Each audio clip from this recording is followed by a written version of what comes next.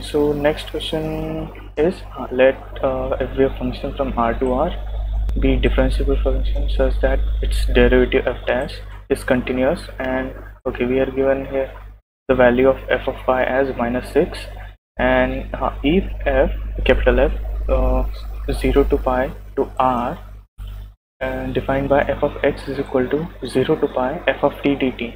Okay, so after looking into this, the first thought should be is we could apply Leibniz rule here, is differentiating both the sides.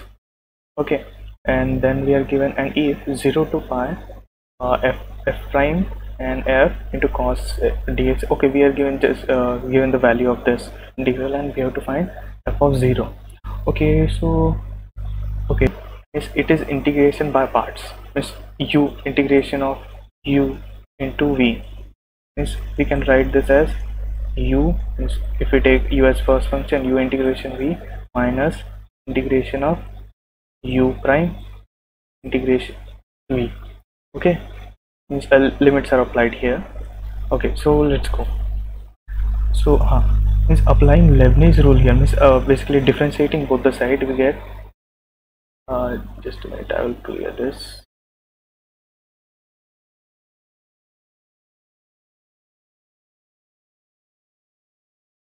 Okay,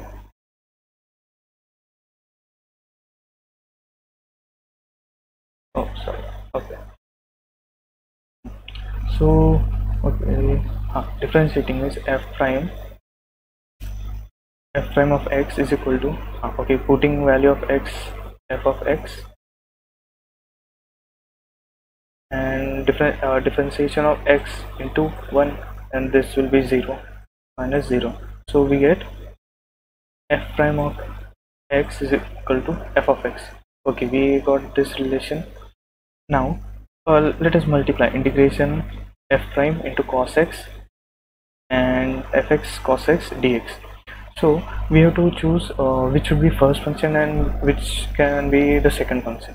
So if we choose this as the first function, means in the second term we have to differentiate it, but instead of differentiating we can just integrate it and find f of x. It will be easy, so we take cos x as first function and f prime of x as second function. But here if we integrate f of x, means we will not get anything because we don't have any value. But if we differentiate, means basically we have f prime is equal to f, means we can take this as first term, means because we have the differentiation available.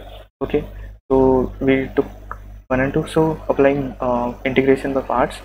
So here first function cos into integration of f prime, we get fx plus, sorry, here it will be minus, but means differentiation of cos will be minus sin x, so minus of minus plus sin x, and then integration of f prime, we get fx. Okay, we have this term where we could also apply integration by parts, but we will see, means if we can get a negative term like this, and we can put cancel. So applying integration by parts for this, first function is fx, so fx into integration of cos x, we get sin x, minus integration of f prime. Okay, here this is means integration of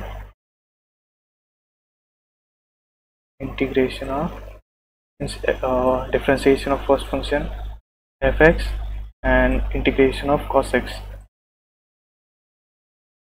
sin x. Okay, so now we could replace this with f of x, this, that's why I wrote, instead of f prime I wrote f sin x dx, and as our assumption comes to be true, means we have a positive term, we have a negative term which gets cancelled, and we have given we are given here. Okay, we forgot to apply the limits 0 to pi. Okay, so applying limits for this 0 to pi, cos pi will be -1, and okay, -1 into f of pi, and for 0 cos 0 is 1, and f of 0 minus of f of 0. And see, for this both, if we apply both the limits, will get 0, because sine pi is equal to 0 and sine 0 is 0, so we don't have to care about these terms. Okay, so we get this minus of f of pi minus f of 0 is equal to 2. And interestingly, we are given the value of f of pi is minus 6. Okay, we put f of here we put f of pi is equal to minus 6. It goes here plus 6, so we get f of 0 is 4. Okay, and that's what we need to find. Okay, so in this type of question, means first of all, we don't get what exactly we have to do, but means we can start from the given condition. Means at least one relation we could find like this. Means on getting means on reading the question, we just thought we could apply Leibniz rule, means differentiating both the sides, and that gives us first relation, and then just integration, means what we have to find, we just simplified the equation and basically applied integration by parts, and then we came to our equation, means our relation what we got in initially, we put here, and then means just this means we could have just done integration by parts here and here if we didn't got this relation, but that's why they give at least one condition where we will get a relation, so that can be used in further calculation. Okay, so next, okay, this is also a numerical question, and this is interesting one.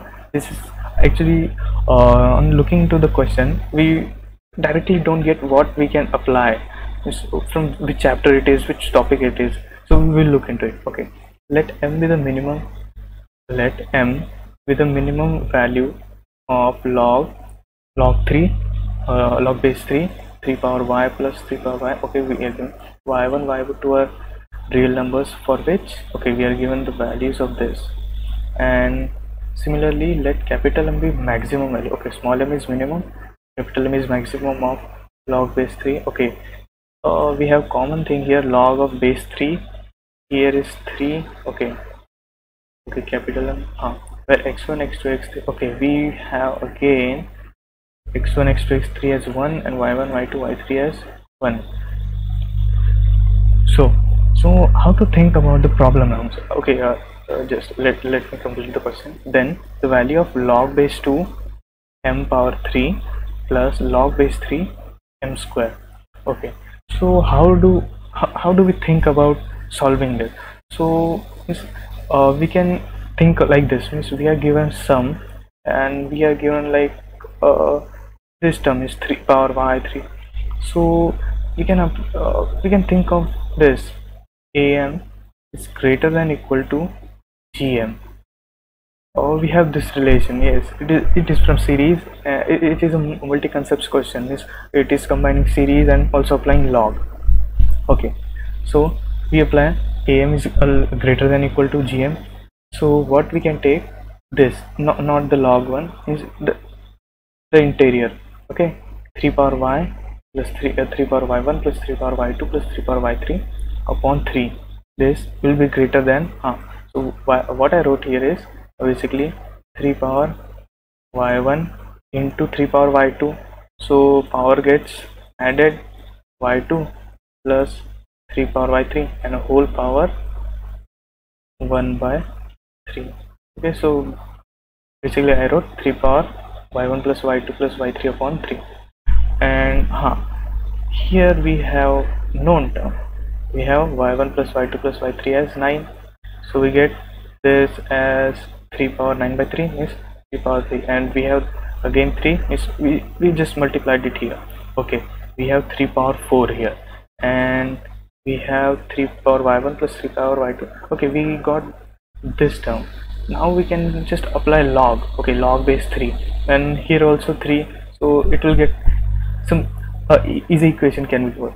Okay, log base 3, we are getting what we wanted, means we got this term and we have to find the minimum m. Okay, log base 3 of this is greater than equal to basically applying log of x power n, we get n. Okay, so we get 4, and this will be 1. Okay, so we get this greater than equal to 4, and we have small m as the minimum value, so small m will be 4. Okay, similarly we can apply for this. Okay, we had previously we had the numbers inside log. Now we have numbers, means what we can write from this means we can write as log 3 x1 x2 x3. Okay, okay, so we can apply am greater than gm for this numbers. Okay, so x1 plus x2 plus x3 upon 3 is am is greater than gm is x1 x2 x3 whole power 1 by 3. And we can just here we have known term, that is 9. It has been given here.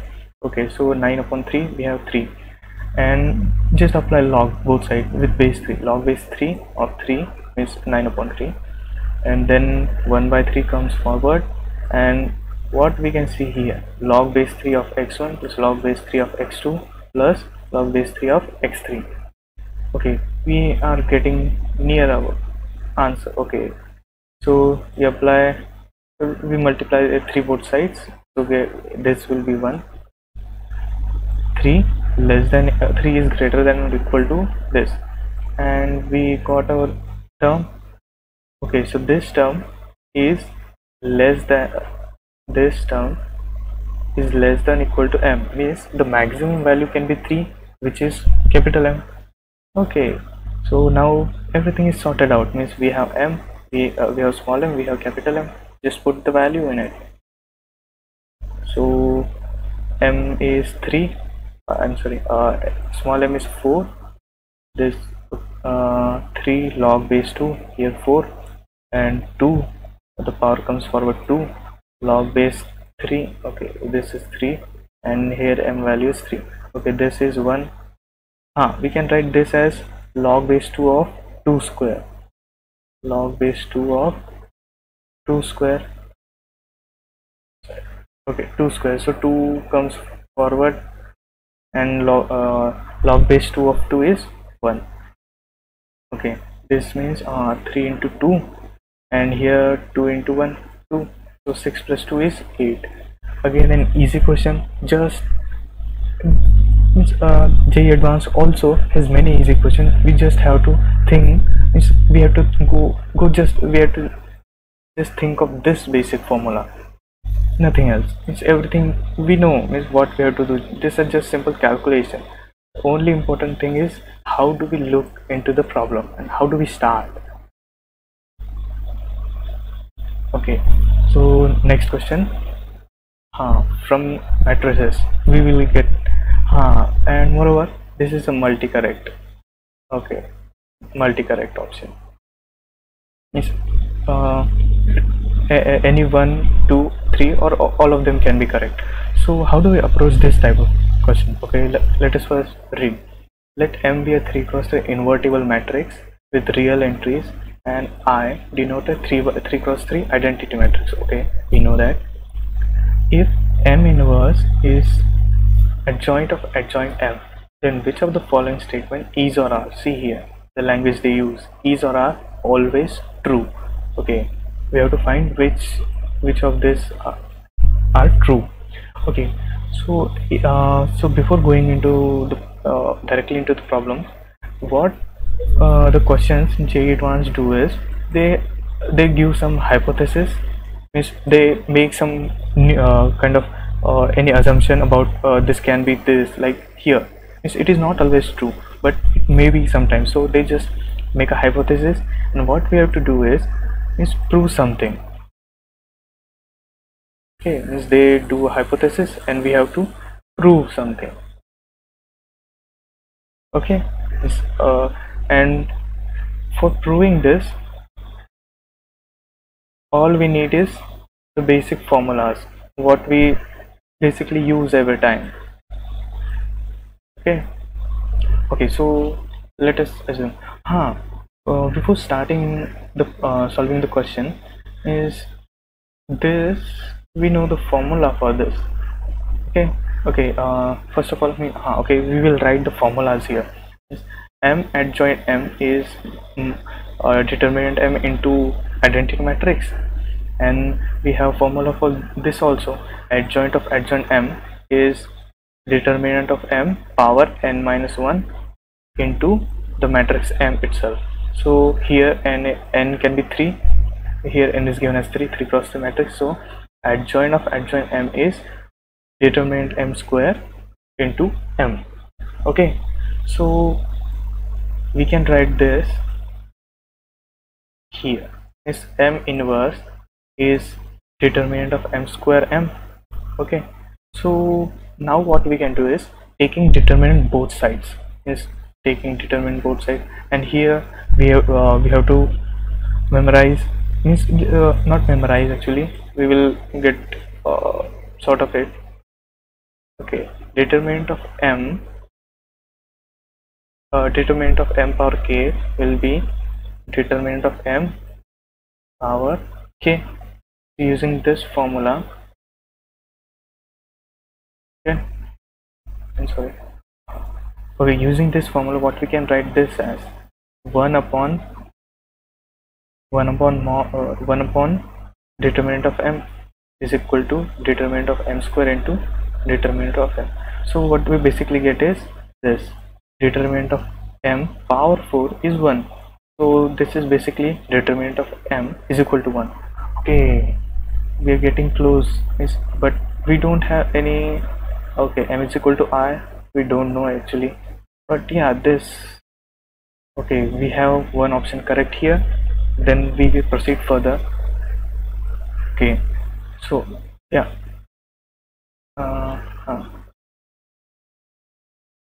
okay, from this relation, okay, M inverse is equal to determinant of M square M. What basically is M inverse? 1 upon determinant of M into adjoint of M.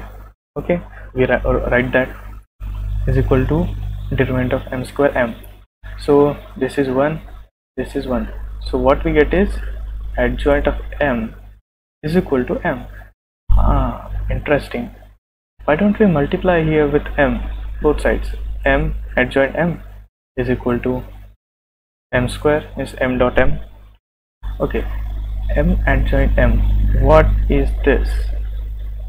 We'll go deep and see here what we have. M adjoint M as mod M into identity matrix, but determinant M into identity matrix, but we have determinant M proved as 1. So we get M adjoint M as identity matrix, which is equal to M square. Okay, we see one more option going correct. Okay, we have B, we have C. Okay, let's take let's check for A and B also. Okay, just a minute.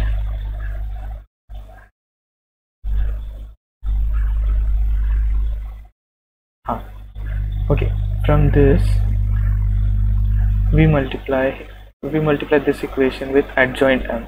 So okay,